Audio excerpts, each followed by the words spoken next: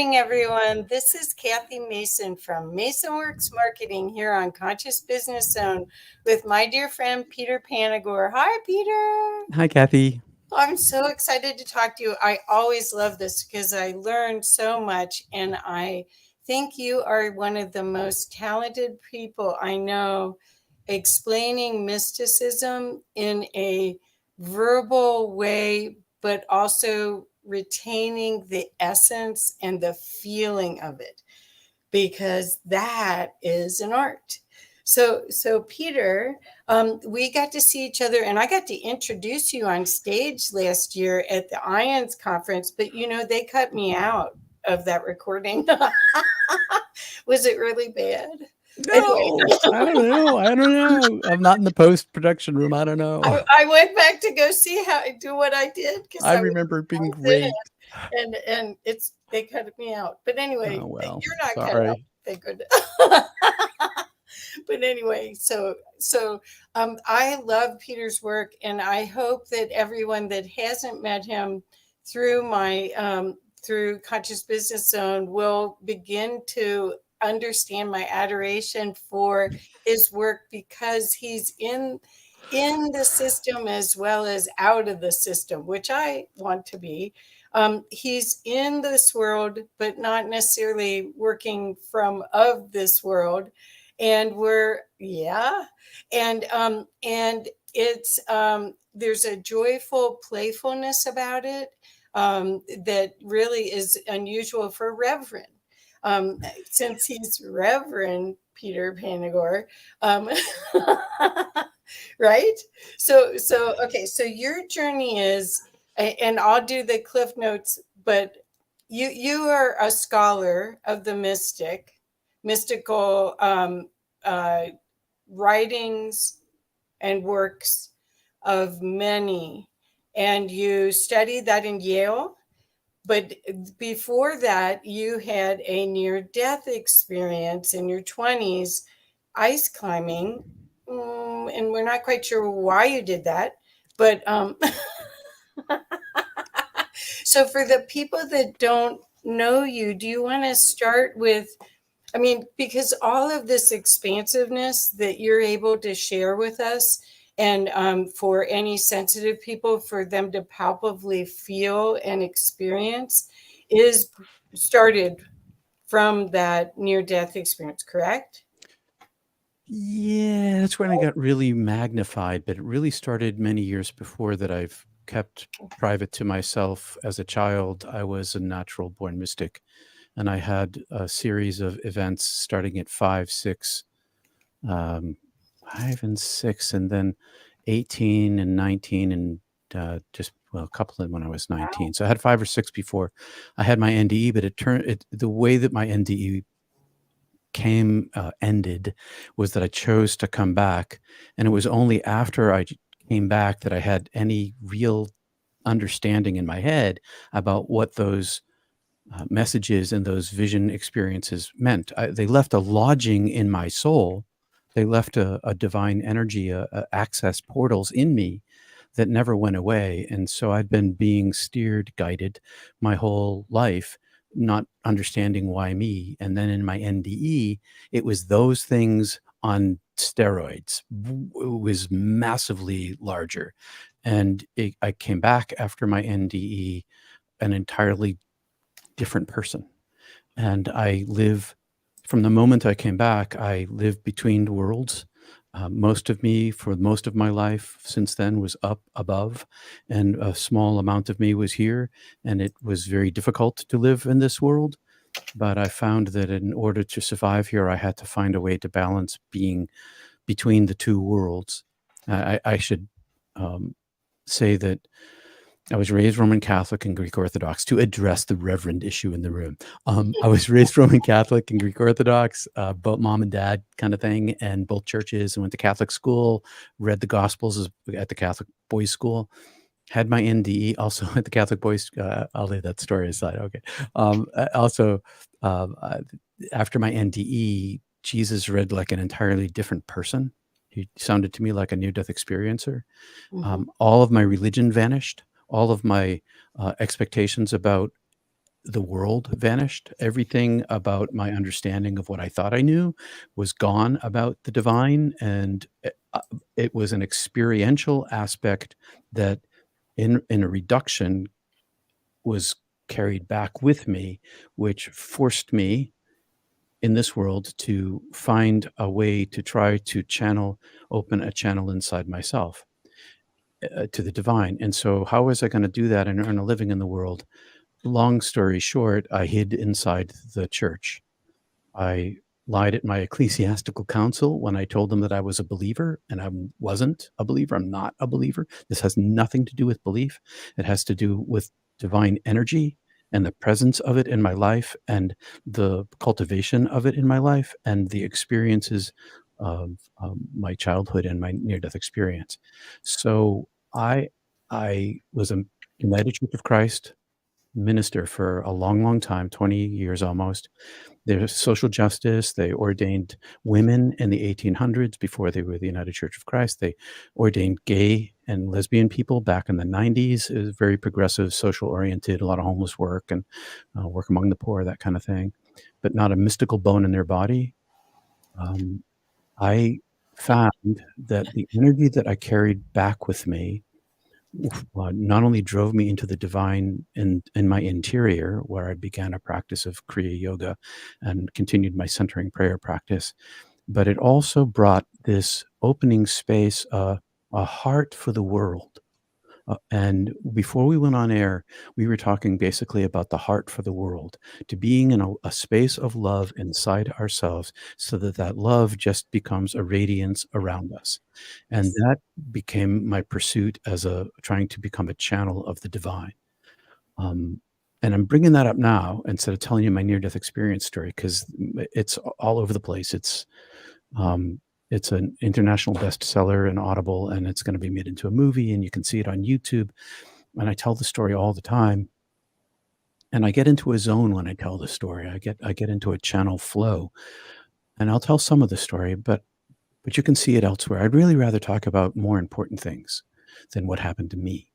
I'd rather talk about the impacts in my world and myself, and how that interacts with the world and what's going on in the world. Is that too much of an answer, Kath? Oh, that's perfect. So that was one of the reasons I was so excited that you said yes when I asked you to come back, because I really feel that there's a interesting phase that we're in right now that's calling for people to practice, to be empowered, to choose. I saw something last week. Someone said, I miss COVID.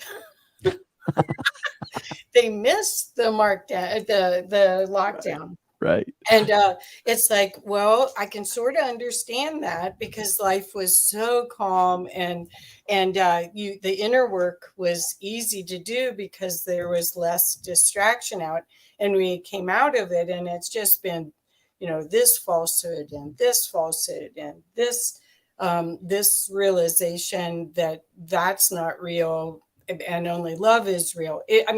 Love is real is really the overall arching realization. But what's been fascinating is watching as people are searching to reconnect to that knowing and what they're doing to be empowered with that, because you can only read so much. It's a feeling. This is all it's visceral feeling for me. I feel down to my cells the energy of possibility and excitement and curiosity. And when Jesus said, "Let them be like children," that's what I want to be. The other thing I wanted to say real quick is I was a member of United Church of Christ here in Boulder. And our group was mystical. Oh, cool. I have to tell you. So, and I was Nice. born and raised Jewish. And when they made me a member, they said I was a Jew on a spiritual journey. And it was okay. That's cool. Was. So I just want to put a plug. I appreciate that. I up here in New England, the nickname for the United Church of Christ are the Frozen Chosen. And I didn't make that up. Oh, I that is mean, it so didn't great. start with me. Um, That's so but great. they're also extremely generous to their communities. Like Right. extremely, they are a denomination that's boots on the ground, helping people where they Yeah. live. It's Well, pretty great. the thing that I have to say is that all of Western culture is based on the Bible. So I felt, being a parent, that was very important for me to um, put emphasis on that learning for my child, for my daughter.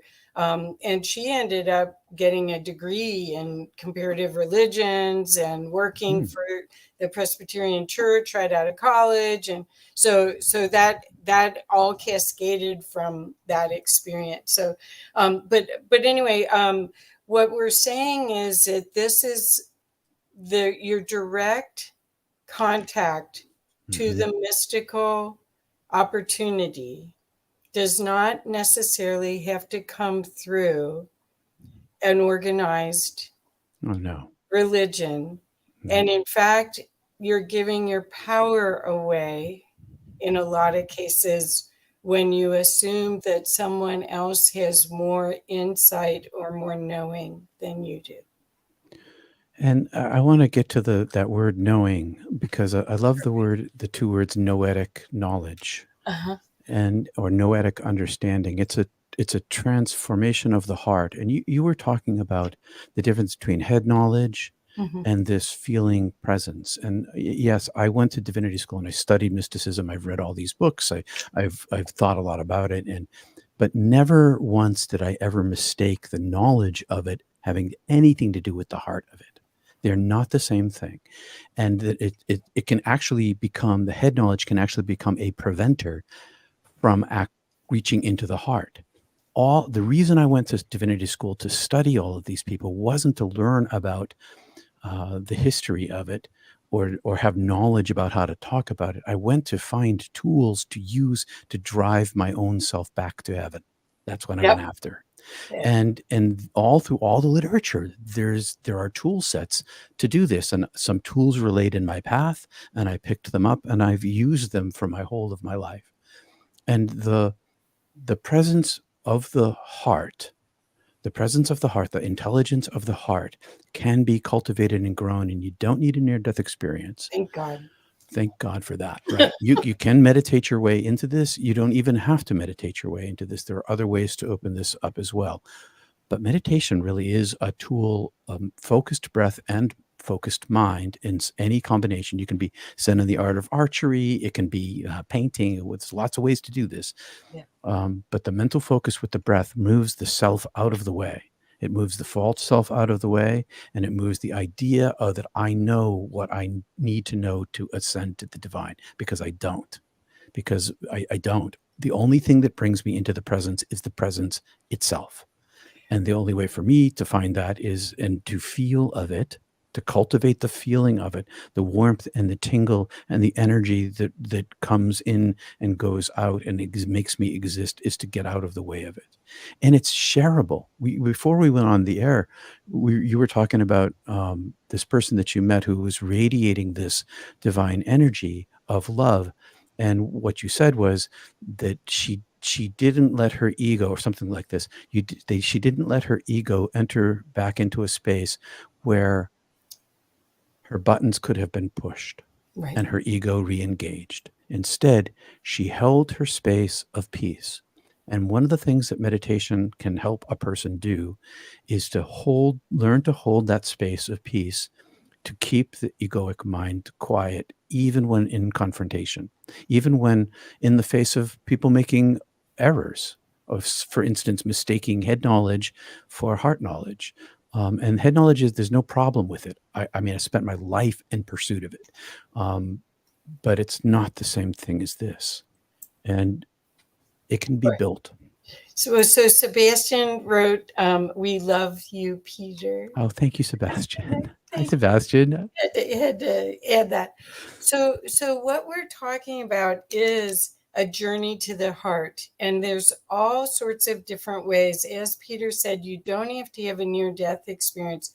But what I love about being part of IONS, because we just had a Boulder meeting on Sunday, and just a few days ago, that the energy is palpable of the people that have experienced that other place. Now, I haven't had a near-death experience, but I've had spiritually transformative experiences, which is what they call STEs, which is a weird acronym. But anyway, it is. It sounds like a disease, but it does. But anyway, but the thing is that you know that you know, and there is a constant yearning to be back to that space of pure love, pure light, expressing that and vibrating at that. Once you have experienced the beloved, then you want to be that as often as possible. And that takes practice. I don't think I wake up every morning remembering my my experience that happened almost 20 years ago. And and it's visceral, it's everything. And mine was to hold as much light as possible, hold that love, light, that frequency. So that's been my quest. That's why I ended up at IONS. I walked into a conference and there were 400 people. This year there's going to be over 500. But but I walked into a conference and I felt like I'm home. They know what I know, and they're practicing it. That was my experience too, Kathy. Exactly that. I felt like I walked through a force shield bubble. I was like, like when a human being becomes a cartoon in an animation, it was like that. I was like, what is this? Like, vibration. In Sedona, you call that a vortex. A vortex, okay. Well, because it is a portal of frequency. Yes, the thing is that it encompasses everyone. There's researchers that have not had it experienced, but have a quest for knowledge about the experience. It's important. And there are researchers like PMH Atwater, who's had the experience, who's still on her quest. Who's on writing her like 22nd book now or something. It's like wild. Yeah, her stuff's wonderful. I think I have her latest book right here. Oh, you do? I want to read it. Edgewalker. She's amazing, isn't she? She is. Yeah, she'll be at the conference too. But anyway, what I wanted people to understand is that this is not guru worship. This is making yourself the portal to that love, and making yourself the recipient, releasing the maybe beliefs or patterns in your life that don't hold the same happiness and joy potential as you want. Letting those go, releasing those, and then welcoming in, because nature abhors a void. It'll come right in, right? Right. That's what happens. It's a natural thing. All you have to do is step aside. That's it. That's the only thing. It's it. Get out of the way.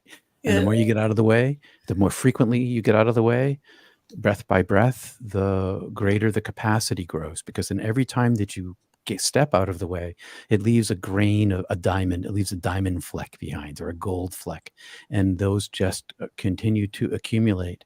And the more that they accumulate, the more space there is. The more space there is, the more presence of the divine there is. And then it's not so much about trying to manipulate the divine for my own ends, as it is to allow it to manipulate the world from my end. That's right. That's right. Well, you're expanding consciousness from all of your experiences. If you surrender to it, you get to expand and experience more of that, because it's like, okay, game on. We got a player here. And we got a live one on floor B, so, right? And that's Well, what the misunderstanding with Jesus was, that when he said, "To those who have, more will be given," everybody's like, "Oh, well, that's going to be wealth. I mean, I've got the Mercedes, now I've got to have the yacht," and that's not what he's talking about at all. He's talking about this. right. Is that the emptier, because he's talking about, he also talks about empty vessels. The emptier you are, the more the flow comes. Right, right.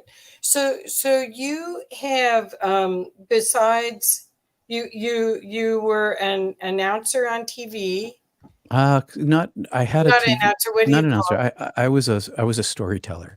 Oh, I okay. I had 2 minutes every morning to tell an inspirational story to the TV audience, a couple of NBC stations up here in New England.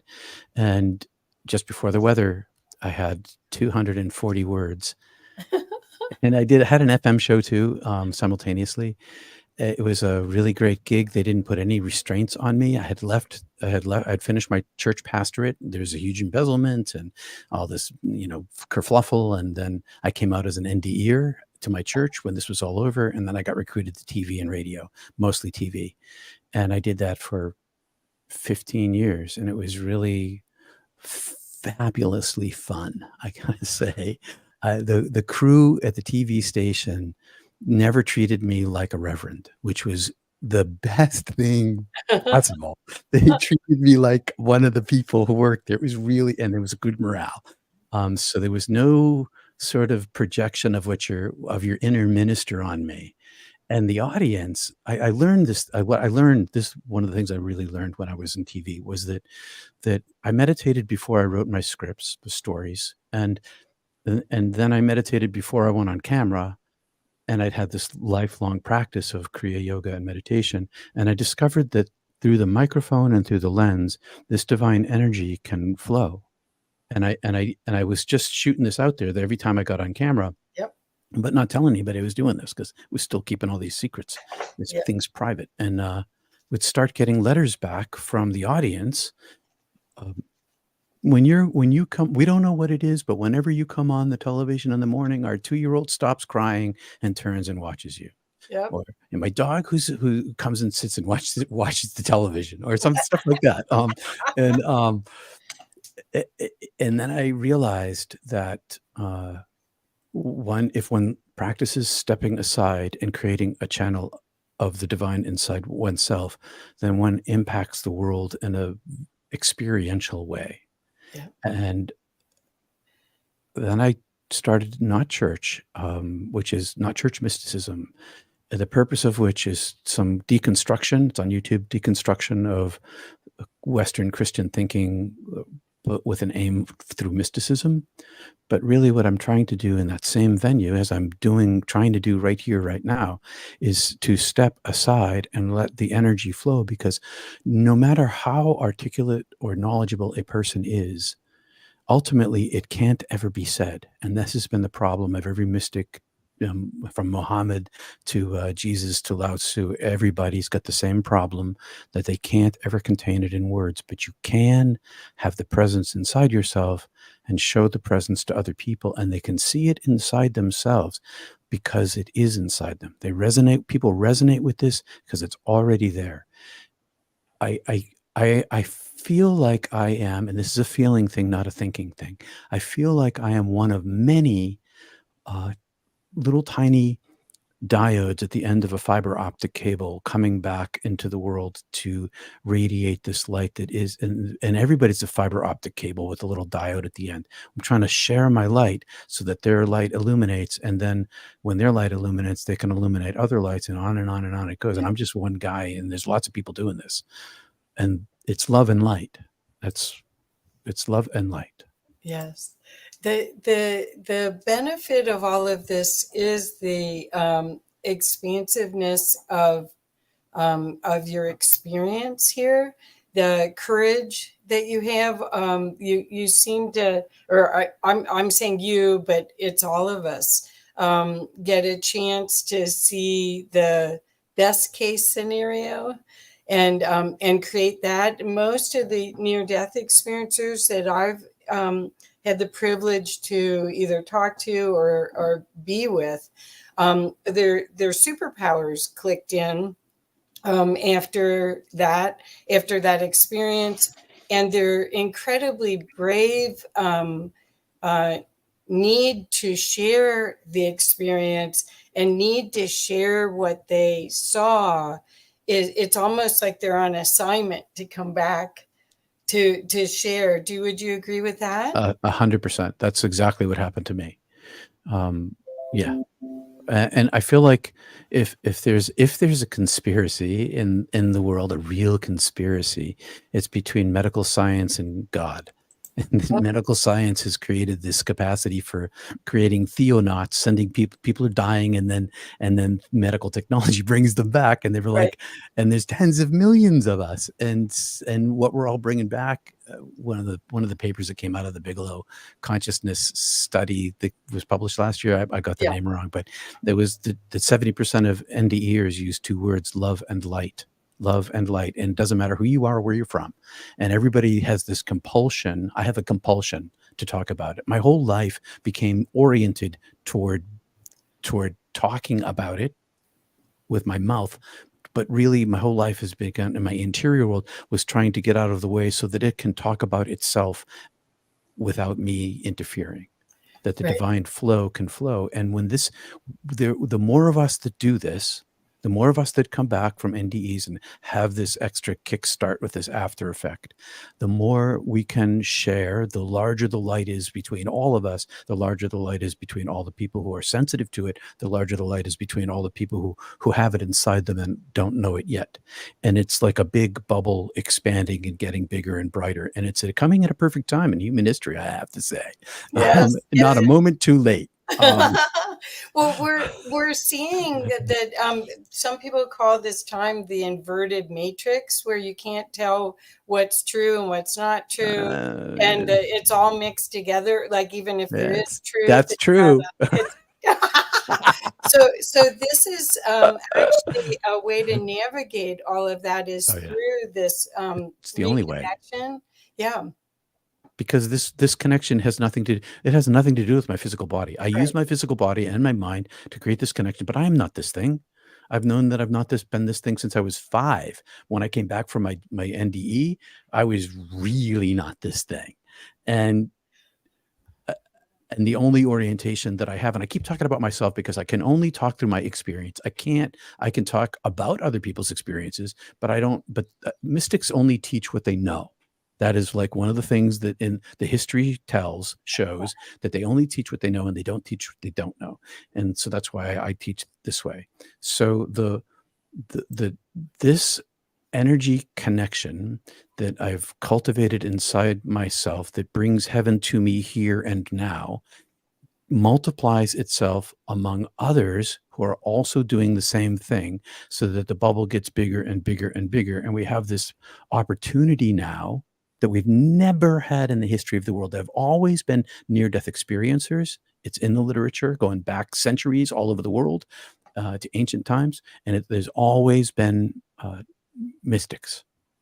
But now there's tens and tens and tens and tens of millions of us. And so there's this big awakening that people have been talking about for a long, long, long time. Yeah. And now here it is. Yes.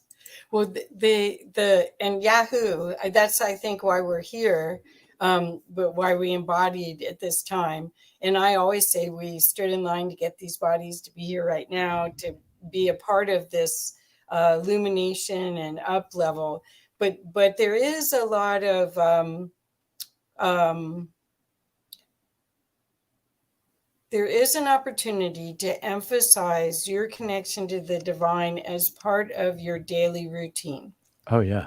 And that's what you're going to be presenting a workshop at the Ions event about the way that you connect. And in a few moments, I'll show that website and we can look at it.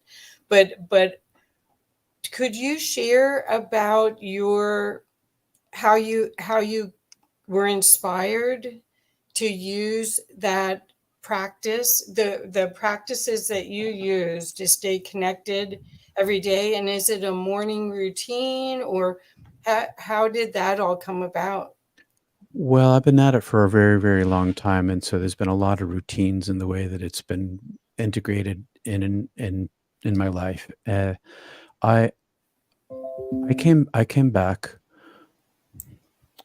back from my NDE with divine energy as myself, and when I was studying mime. Okay, so part of one of my classes was in mime, and Marcel Marceau's school. My teacher had been in the larger school of Marcel Marceau, who taught Hatha yoga, who showed me this teacher showed me how to find my prana and chi, which was nobody else in the class knew what he was talking about. For me, it was this big, huge experiential thing. I was in a yoga posture, and he's like, move the energy into your palm, and then stretch it out. I'm like, wow.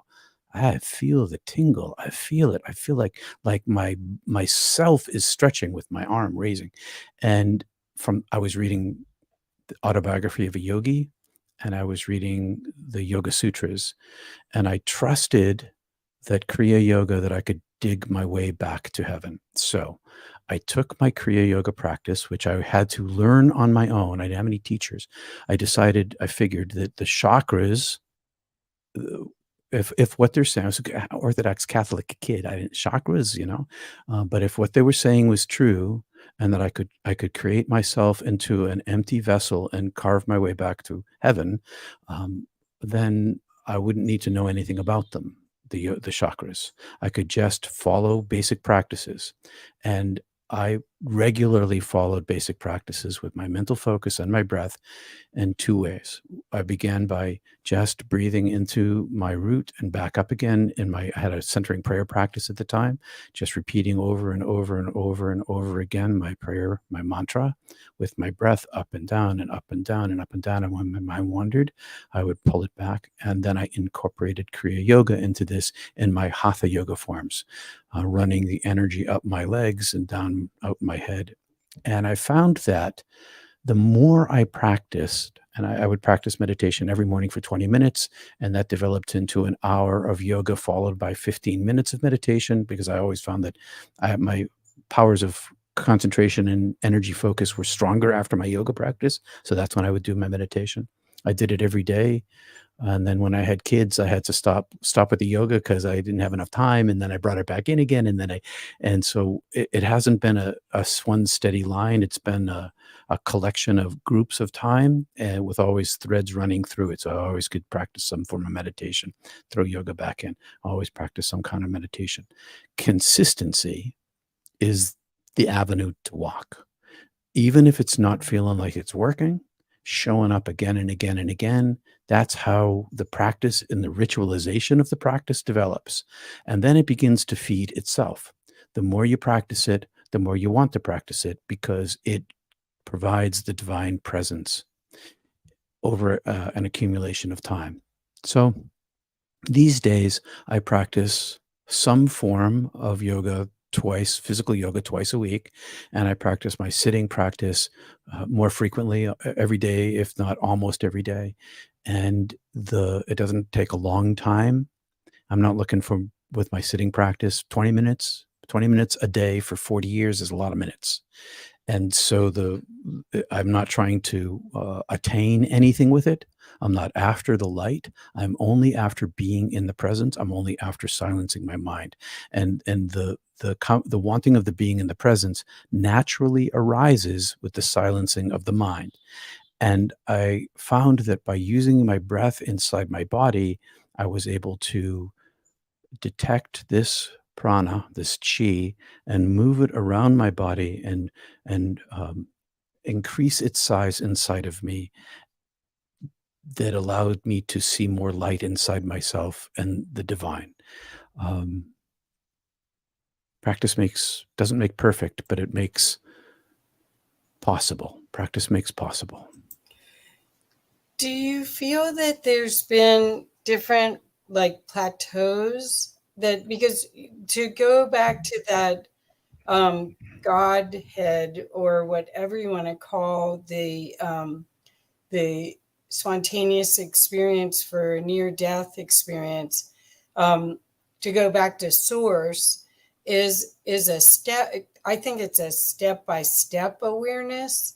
Do you agree that? And do you find that it seems like it's more available? That's all I'm saying. I've been doing this for 20 years or more, or more, actually, or more. And it just seems like everything is so much more available now, and that the beauty, the divine beauty, and the perfection is so palpable almost now. I don't know if that's the whole earth is changing that way, or but for people just starting Kriya Yoga, or just starting to do your workshop, and they're curious, their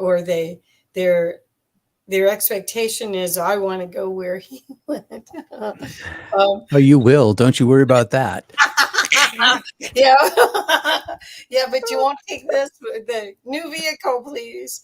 Well, anyway, I'm just wondering, are you finding that it is a step by step first, is the first question. Yes, and my answer is yes and no, because Oh, okay.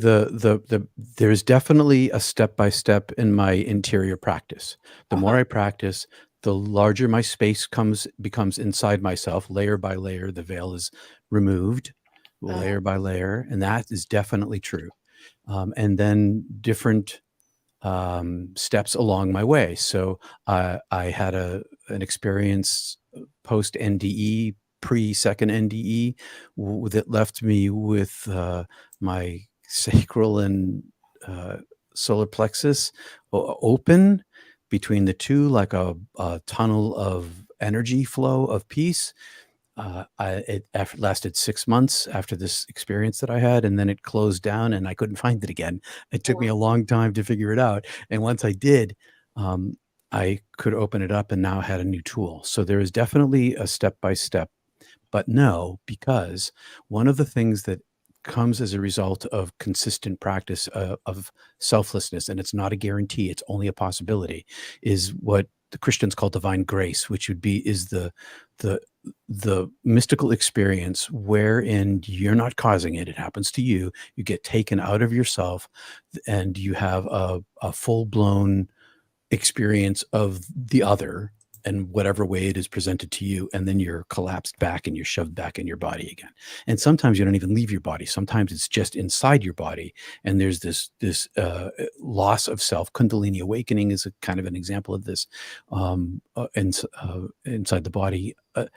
Those become more probable the more one practices, because you become permeable. You're making yourself permeable. You make yourself available to mystical experience, and not a grasping after it.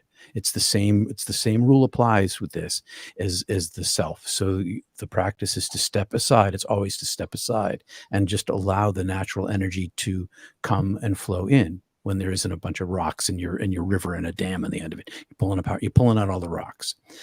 And then as this flow begins to flow, sometimes there's a big rainstorm up in the mountain and you get a big flood, and the water comes rushing through you, and you didn't cause it. You're just, your flow is cleaner because all the stones are out of the way, and it just kind of comes of its own. I see. So there's there's a opportunity to clear and clean and release, and that maybe forgiveness practice, all of those things all affect the energy flow, but the awareness of it, or the awareness of the blocks, come in the silence of the practice. It does, and it creates and so what happens in that case in terms of levels, so you have this experience. Say you're on a ladder and you're on third rung, and suddenly you're on the 12th rung. You're like way up here, and then it ends, and now you're back to the third rung. And so it's both of these things simultaneously. Right. So you end up with new orientation, and a new self, and a new desire for selflessness. Yes, and service. Yep. Yep. So I'm gonna pull up the website real quick, and you could talk. I'm gonna pull up just the front first, and then I'll move to the page, the workshop page. Okay. So at the end of August and the first part of September, we have our ions. It's August 30th through September 3rd. We have our 2023 IONS conference where about 500 people will be in person, maybe more, and hundreds and hundreds of people online watching and experiencing these incredible presentations. And Peter is one of the people giving a workshop. That's why I was so excited he could come and talk about it. And let me scroll down to your workshop. Here we go. There's two of them. There's head and heart. So I'll let you talk about head first, and then I can scroll down to heart. Okay. Well, the head is to give some context, historical context for what a mystical experience is. They're commonly called STEs these days, but historically they're called mystical experiences. And there are ways of looking at a collection of mystical experiences to get a baseline for what they are.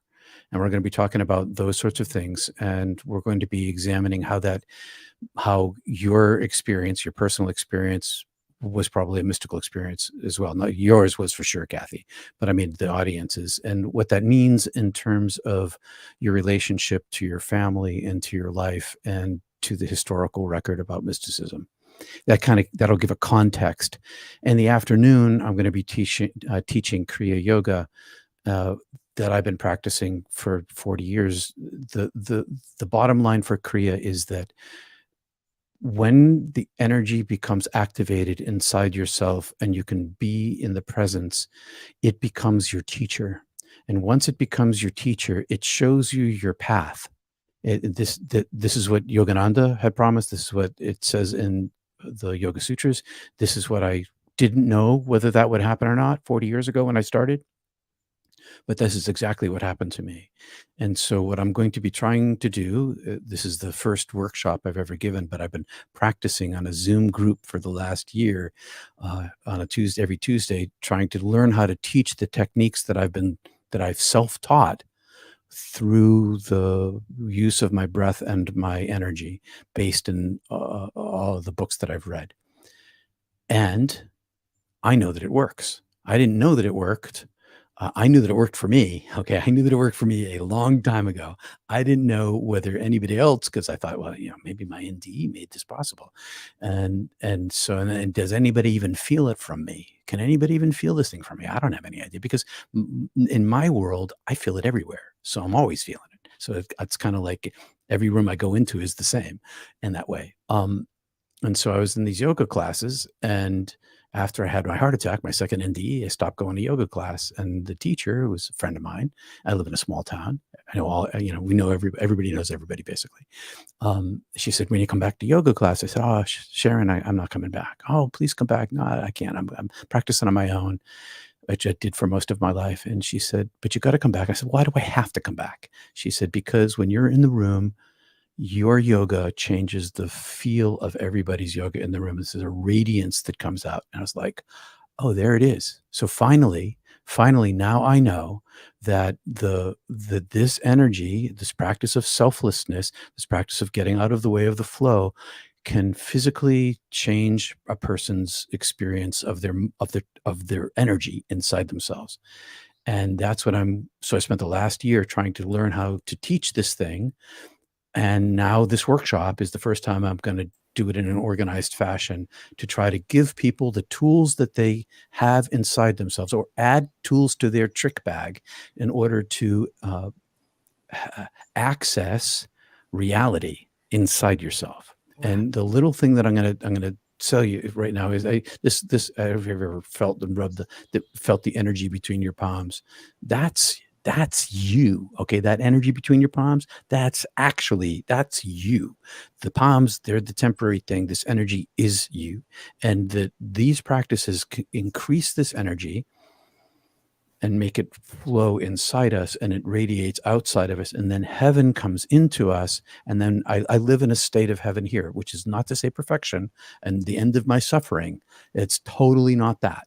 It is an experiential presence of the divine and a bazillion synchronicities that happen in my life that the channeling of heaven inside myself allows. And it expands between people and magnifies, as you said in the high-end group. It's the same energy. Yeah. Yes. So that's what that workshop's all about. Is how to. The first one is like, what is it? And the second one is how to do it. Well, and if you take both of them, you'll get the full package, because the how to, Peter is a brilliant communicator on this mystical energy. And part of my my thrill of being a friend of his is getting to experience that, because I haven't had words. I've felt very insecure about communicating it. I can project and feel the energy. I can project it in a room if I choose. I can do that, but I didn't know how to talk about it. I just did it. and so by going to the first one and learning the articulation of it, and that's an experience in itself. It really is. Knowledge does turn into an experience, and that's what we came here to have, experiences.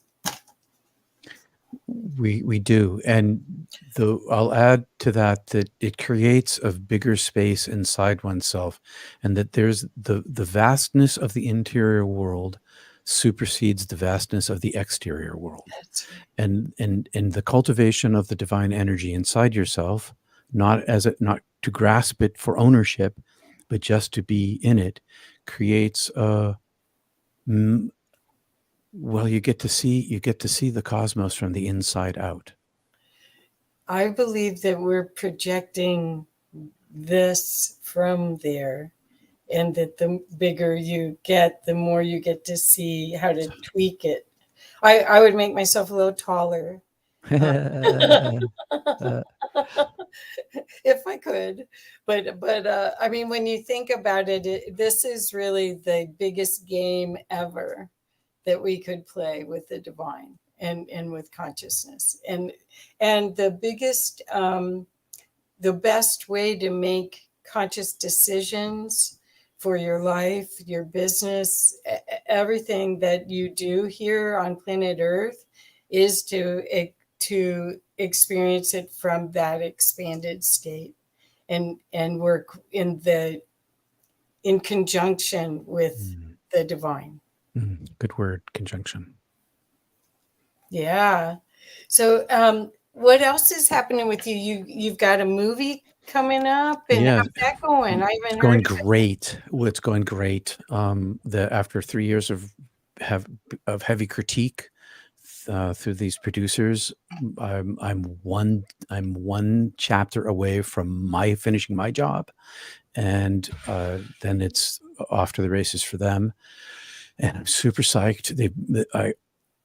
My writing style, my creative writing style, has shifted from simply imagistic to emotional imagistic. And Oh, so wow. the emotional style that they've like hammered me, fire and hammer me into, which is always a good process.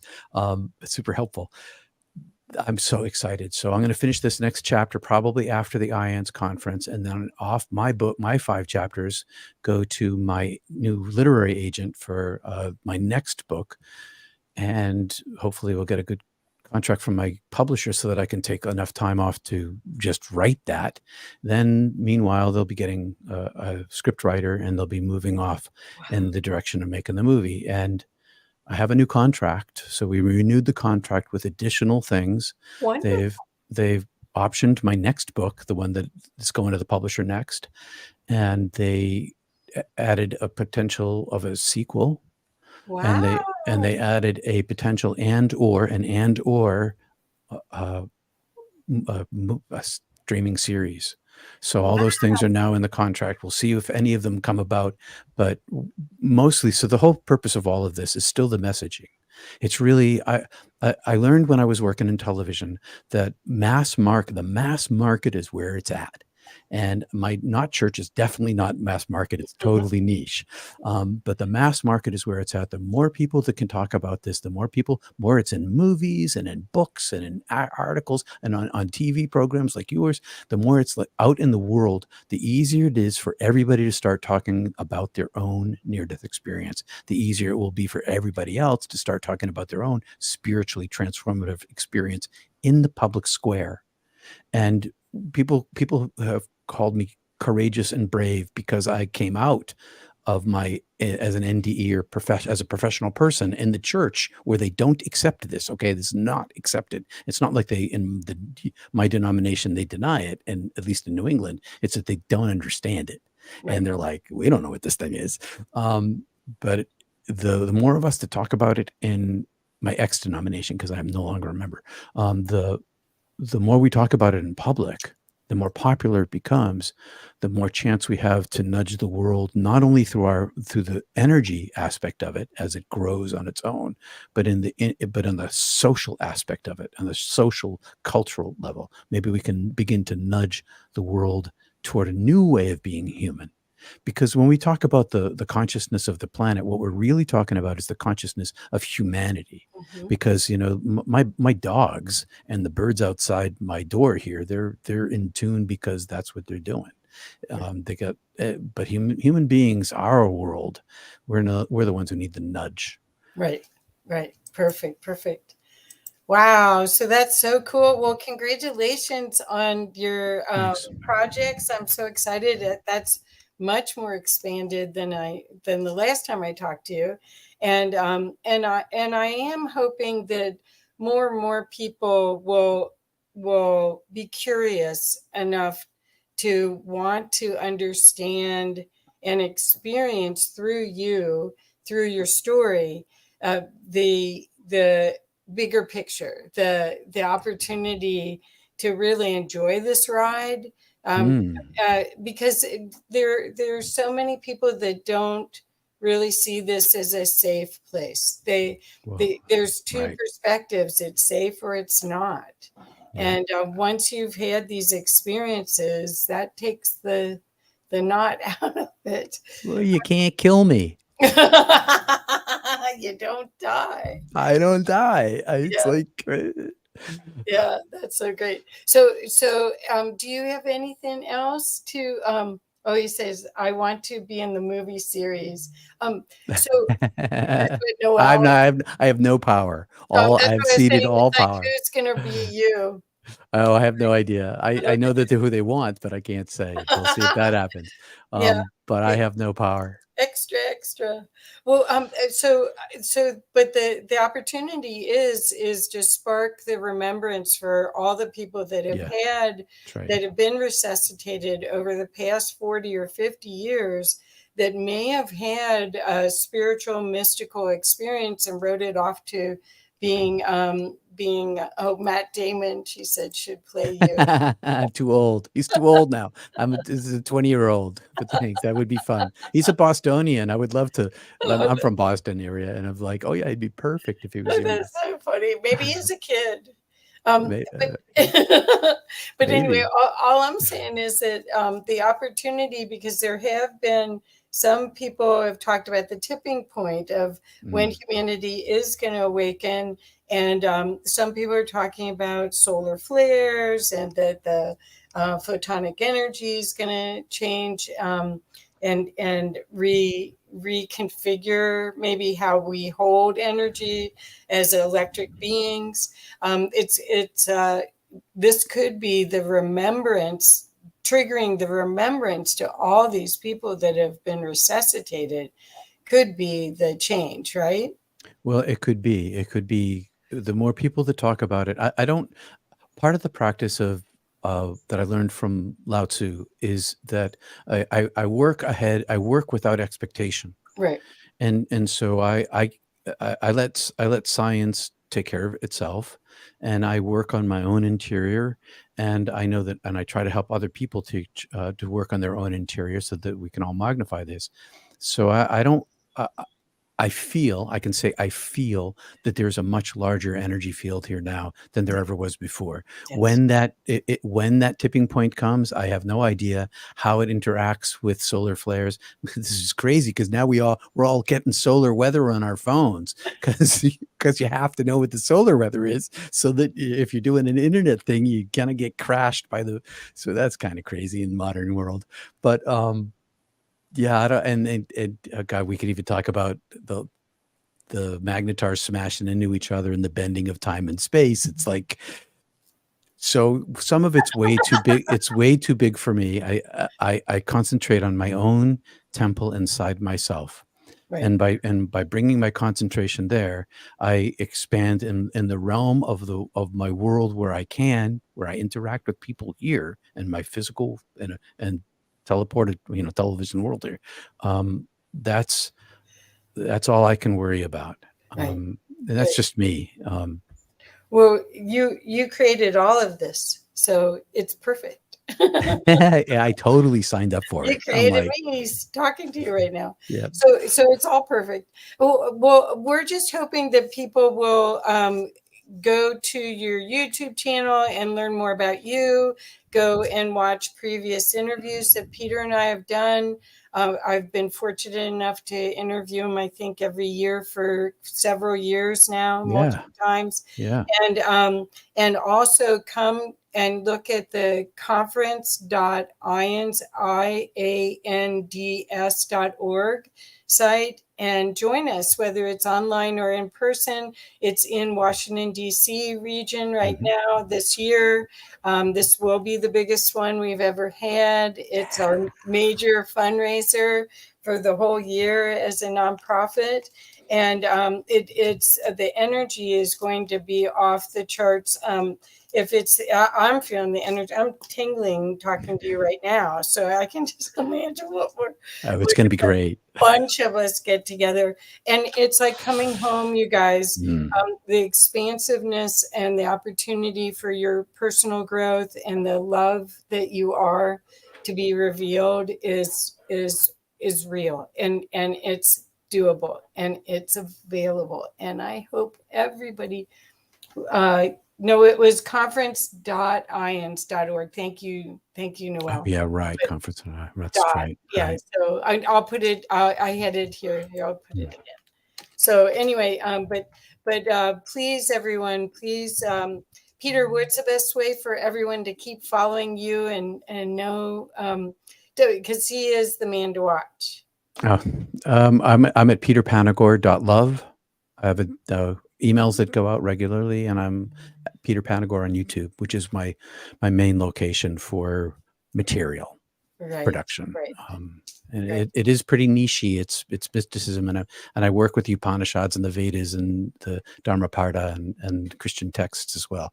But if you have an interest in deconstructing your childhood understanding or misunderstanding of Christian theology, I can totally help with that.